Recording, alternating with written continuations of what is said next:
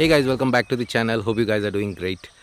Four things that you need to know before buying a farmland. If you're planning to do natural farming or something like this, which you're planning to develop a land, few things which you need to keep in mind. I'm telling all these things after going through many things which was really unexpected, nobody to advise me, or I didn't really go to a lawyer. The first thing is, when you have plans to buy a farmland, you need to check the legality of the land, and the best would be to consult a good lawyer who has experience, expertise in farmlands.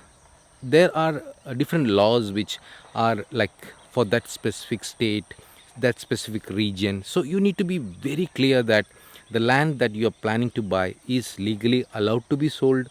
It doesn't have any other legal complication when you buy it, and it is a farmland.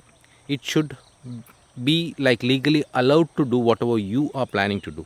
So make sure that you are clearing everything before you get into a deal or take over the property or buy the property. Second part is, you need to make sure about the land. You need to consult a person who can tell you about the quality of the land, the quality of the soil, is the water available, what kind of crops that you can do here, how the history of the land, many things which you need to know before you get into a deal or finalize a land property. For example, if you buy a land and doesn't have sufficient water, and during summer you need to water your plants, then it would be a trouble. There would be bores already in the land, or you may have to get the bore done. So dig a bore, get the water source. So again, all these things needs to be checked. Power. Now suppose to run the motors, you need power. Either you have to go for a solar investment, or you would need power from the electricity department or the government. So you need to make all these things clear before you get into the deal. The second part would be resources, like you need water, electricity, labor, things like that for developing the farmland. So what are the basic requirements that you would need to develop the land? Like for power, for example, there may be lands available where there is no power connection. There's no option to get power. So either you have to go for a solar power system, or the investment would go up. So all these things should be checked before you finalize the land deal. Power, water is very important. Without water we cannot do. Either there should be a canal nearby, or there should be a bore well or a well, some source of water. Rainwater is good, but again, depending on rainwater, you cannot really develop the property. For this property, actually we had to do a lot of drip irrigation. We had water here. We needed water because we worked even in summer to plant new trees. So that was a tough situation for me, but if you have water, you can do it, and I could do it. 2 summers I've gone through, and we could manage it. Now most of the trees which we planted are like grown up. Even coming summer, I don't think we'll have that much of trouble. So the resources are very important: water, electricity, and labor also. Make sure that you get good labor from nearby places. To bring labor from faraway places, or like make them stay in your farm, all these things would be very difficult. What I had done was, I got local laborers, and they know the climate, they know the way how things are done. So that also would be helpful. You need to get support from the local people also. So resources are very important. Make sure that you have all the resources to develop your farm and maintain it. The third one would be access. I mean access to the property. You should be able to go to your property. Like suppose you are staying in a place where you have your house, or you have your accommodation, and you need to go every day to your property. You would be staying in your property after some time, because you need some proper place to stay. Now in this farm, I have made a farmhouse. I am able to stay here now. That is not a problem for me. But initial 1 year, I had to travel almost 100 kilometers every day to come to the farm. So the access to the farm is very important. You have to overlook what you are trying to do. Don't just do it like you hand over something to somebody and they just keep doing something.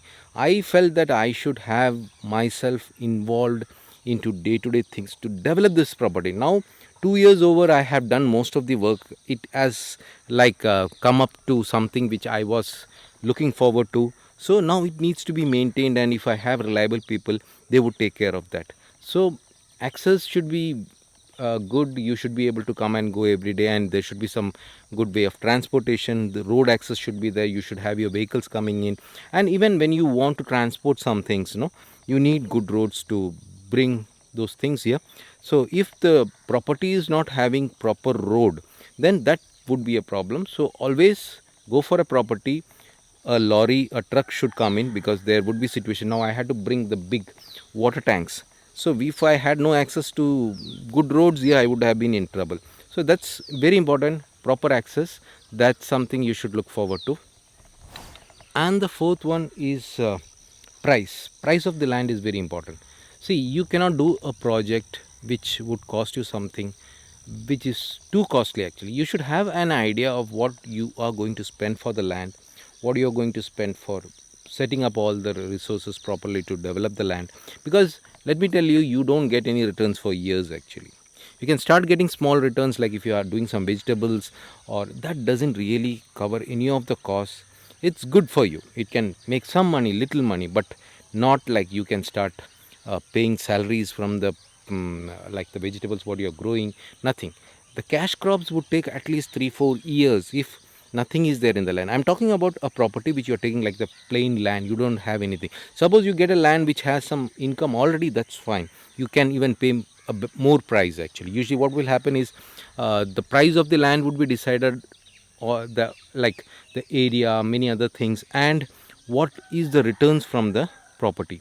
So we got some cows initially, then we started doing some vegetables, we planted many trees.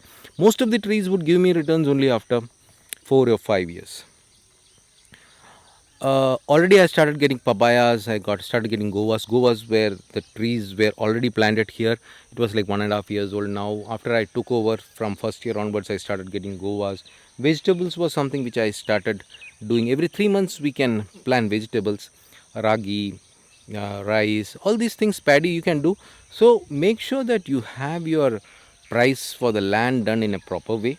Don't give too much of price and buy it. Your investment would go very high, and finally if you're thinking about the return on investment or something, it may like demotivate you, or you may feel bad about that in a later stage.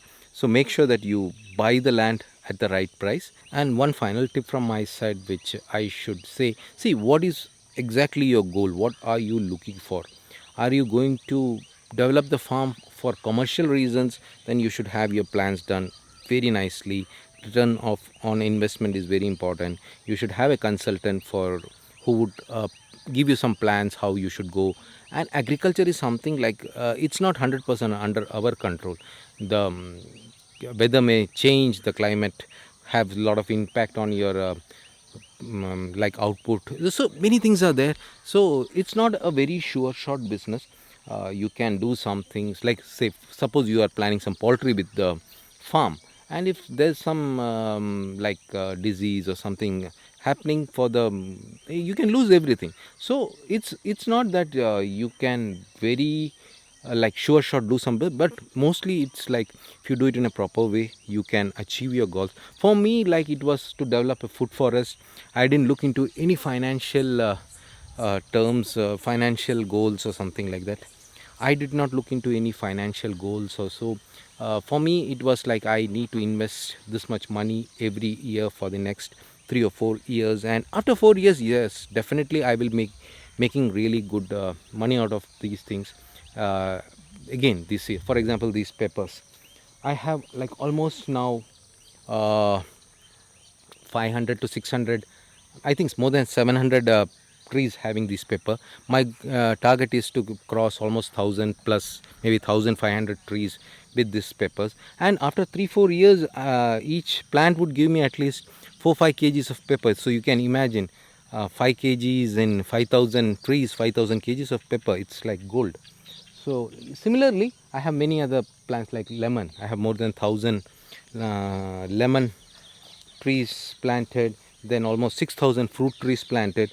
So those would definitely give me some good returns, and the cost involved to maintain or to the farm would be much less compared to now what I am spending, because I am doing a lot of new works here, planting new trees, many new things are being done. So cost is quite high now, but after some time it will come down, and I would need minimal staff to maintain. I am not planning too much of livestock, just 10 cows, cow dungs for the farm is important. So I'll be looking in that way and doing it. So these are the things which I wanted to share with you guys. Any specific question, please ask me. I'll try to answer. Bye for now. Take care.